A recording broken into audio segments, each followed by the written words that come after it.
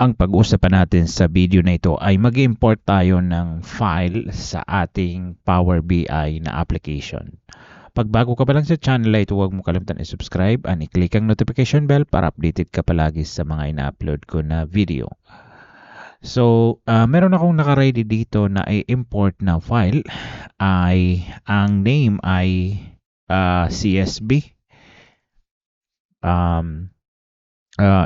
Excel. Ito yung i-import natin na file na dinownload ko sa internet. Ayan.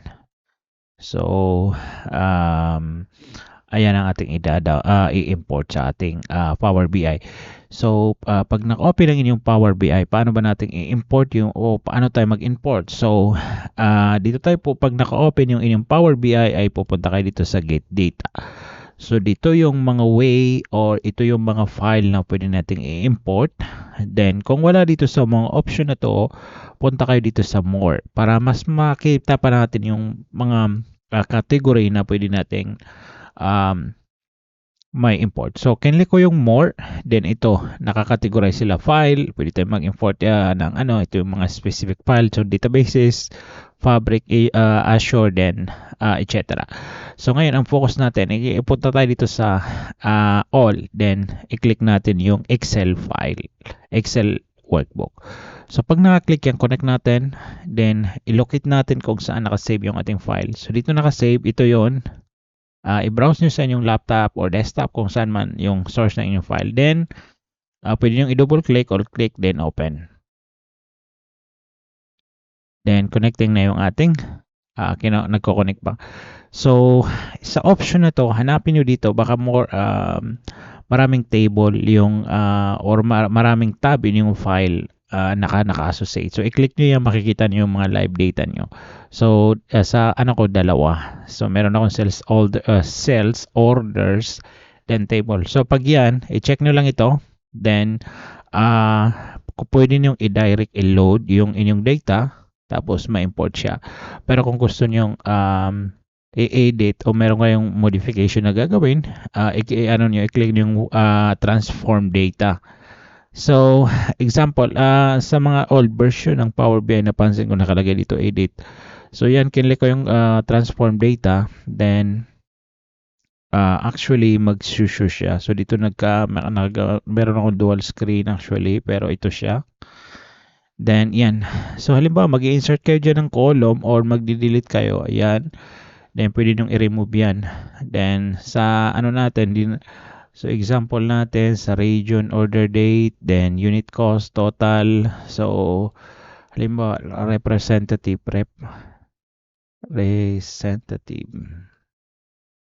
So, example lang natin to. Halimbawa, magmo-modify tayo. Ayan. So, enter natin.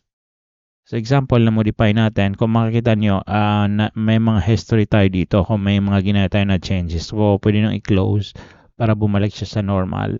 So, basically, pag kayo dito, nag-edit kayo dito, hindi maaapektaduhan yung original file nyo. So, dito lang yan nag-change sa Power BI. So, pag okay na lahat yung inyong file, ay pumunta kayo dito sa apply and close and apply. Then, in-import na yung ating data sa Excel file. So, hintayin natin na ma-load niya. So, yan. 43 rows loaded. So, ito yung makikita nyo, blank pa rin. So, nasan yung ating data? So, makikita nyo actually dito sa table. Ayan yung ating data na in-import. Then, dito naman sa model view. Pag kinlik ang model view, yan ang kanyang mga model.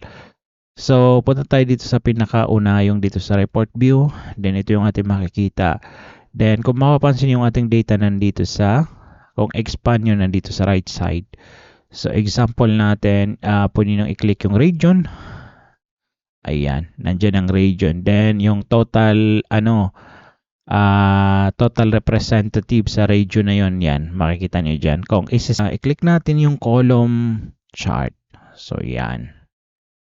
So, hindi nag-reflect dyan. The example natin, yung item na na-show. Then, balik tayo dito sa, ayan. So, i-try natin yung ibang option na like pie chart. Ayan, dyan. Then, i-uncheck ko muna representative. Balik ako dito sa Then, answer ko lang yung item. Then, yung total na lang. So, yung nabenta sa region na yun. So, yung per region, yung nabenta, ay yun na lang ang gusto ko issue dito.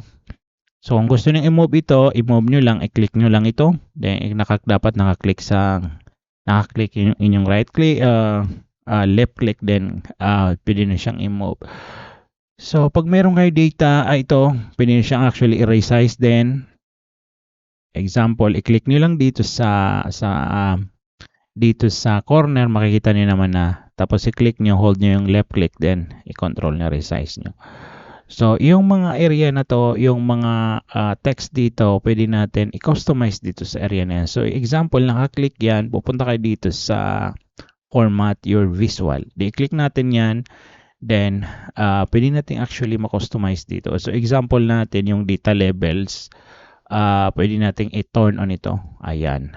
Kung makikita nyo dyan yung changes. Yan.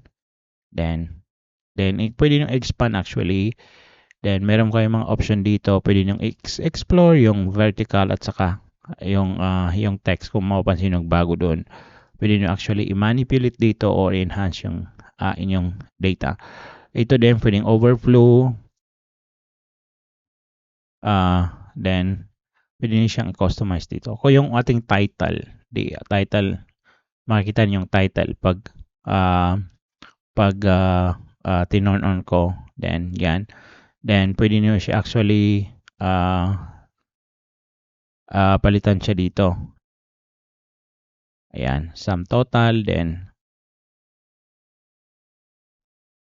later natin. Then yung color pwede rin palitan dito. Then yung background, then details, show natin yung details natin. Ayan, turn off natin yung layout. Then background, kung gusto nyong yung inyong background ay meron color, then issue nyo dito. Then marami kayong pwedeng maano dito, i-enhance yung inyong graph. So kung gusto nyo palitan ng kulay to, hanapin nyo lang dito. Example, i-click nyo yan, then hanapin nyo dito yung, punta kayo dito ulit sa visualization, then i-explore nyo dito. So example yan.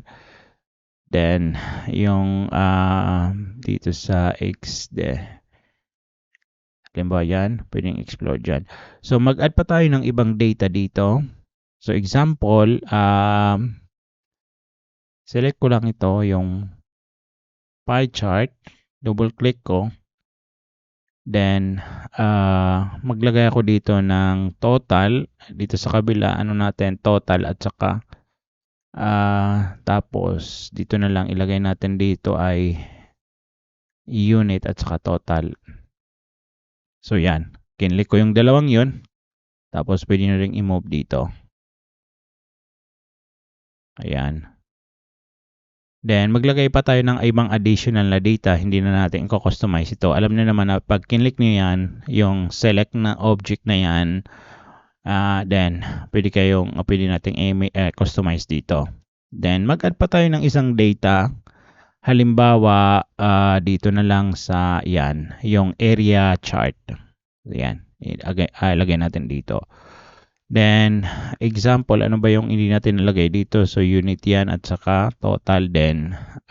Region at saka nalagay pala natin yung region. So, item. Then, sa region na yon, magkano yung nabenta? O kaya, hindi natin nagamit yan. Kaya yan, total. So, yan. So, example yan ng ating data. Nag-pick lang tayo ng random na data. So, yan. Yung ating current data dito, yung item, sold item, then sa region na yon, then magkano yung total. So, pwede nyo guys i-customize sa area na to again, yung inyong data. Then, pwede nyo i-rearrange. Halimbawa, yan ang gusto nyo i-arrange dito. Kaya dito, siyang unahin nyo dito. Then, ito ilagay nyo siya dito sa side na to. Then, pwede nyong lakihan dito. So, yan guys. Then, example, maglalagay tayo dito ng, i-click lang guys yung text dito. Halimbawa, summary.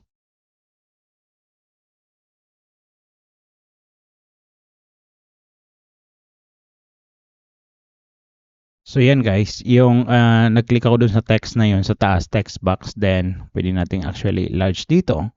Halimbawa 40, and then bold natin. Ayan.